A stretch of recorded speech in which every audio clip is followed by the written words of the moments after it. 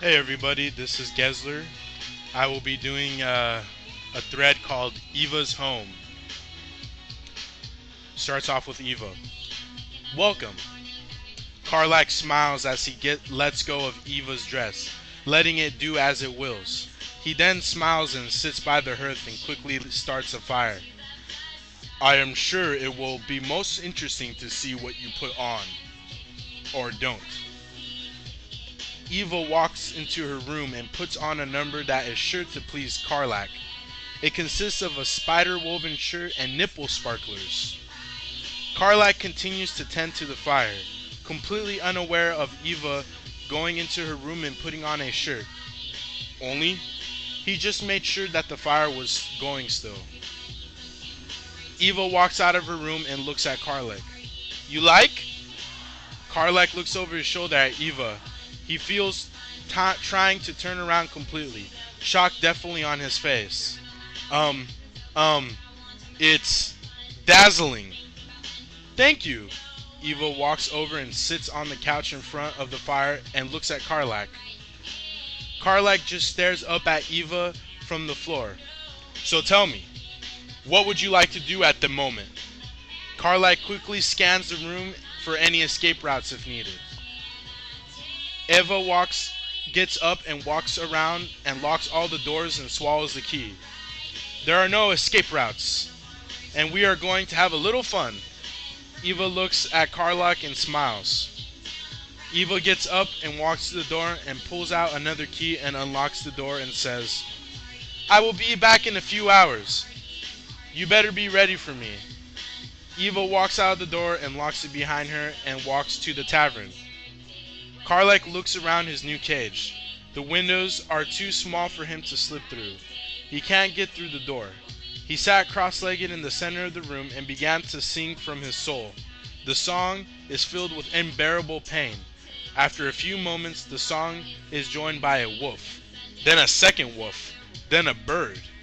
The four voices sing to climax, and the original voice slowly descends into nothingness. Eva walks into the house and says, You are free to leave whenever you like. Eva looks down at the floor and starts to cry and runs into the bedroom. Karlak looks up at Eva and watches her run to her room crying. He looked to the open door, then back towards Eva's room. With a sigh, he rose to his feet and walked into Eva's room, looking for her.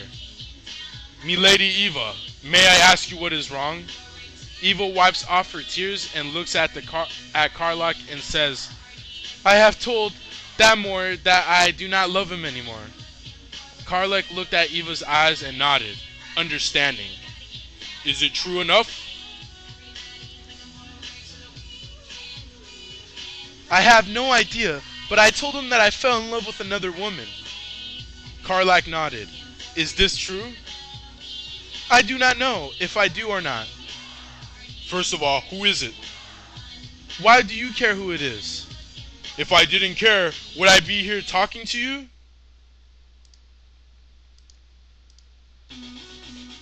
Well, I don't know, would you? Karlak sighed as he leaned against the wall. Please, just tell me. Her name is... Well, I will tell you. Letter, it starts with S. Cetrorika? Thamur walks up to the house and knocks on the door. Then he walks into the house, letting himself in. Seeing that the door open, he notices the back of Karlak and Thamur and says, can I have some privacy with Eva, please? Karlak seemed untaken by the question, not knowing that Thamur was there, or for how long. Karlak turned as he heard Thamur's voice behind him. I suggest you don't, he says, moving to block the door as much as possible. Please, go and wait outside while I talk to her and try to calm her down, and while I finish my private talk with her. Karlak made sure that he stood in the middle of the doorway and wouldn't let Thamur pass no matter what. No, it is Cetrika.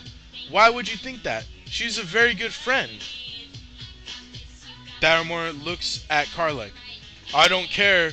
I don't care what you think is good or bad at the point. Now please leave and me and Eva alone so we can talk. Theramore says, getting madder at the end of his statement.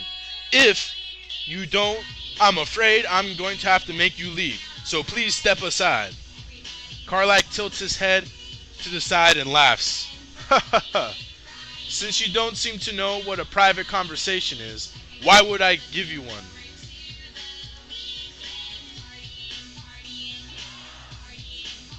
Karlach, let him speak. Theramore, whatever you have to say, you can say it with Karlach here. Theramore, whatever you have to say, you can say it with Karlach here. Karlach turns and looks at Eva for a moment, then nods as if satisfied with something. He then turns sideways to the doorway and leans against the door for him, watching Theramore. Theramore, what have you come to talk to me about? Karlach continued to stand in the doorway, looking at the floor between Theramore and Eva, his hands resting on the hilt of his broadsword. He used the other hand to readjust the quiver at his hip and longbow on his back so he could be more comfortable, though now the bow looked like it was about to slip off his shoulder. Theramore, why have you come here and barged into my house without even knocking on the door? You can't just let yourself in all the time. Karlach nodded, agreeing with Eva.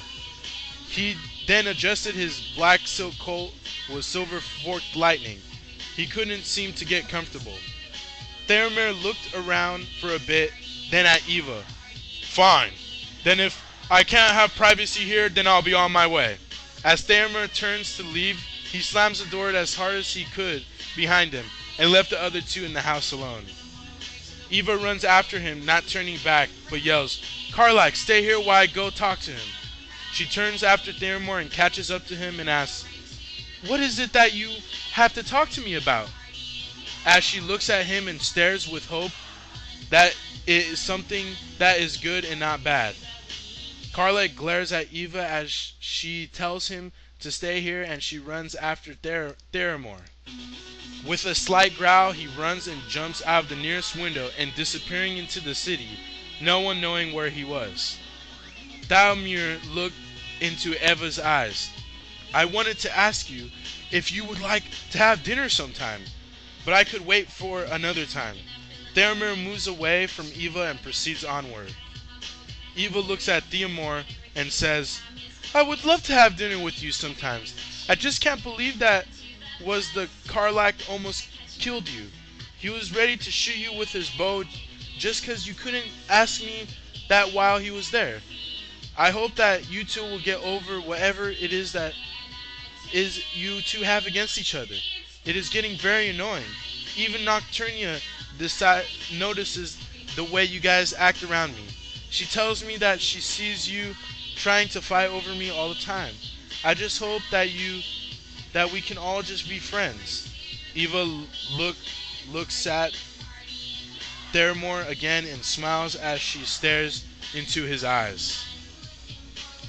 That was incredibly painful. That's all I gotta say.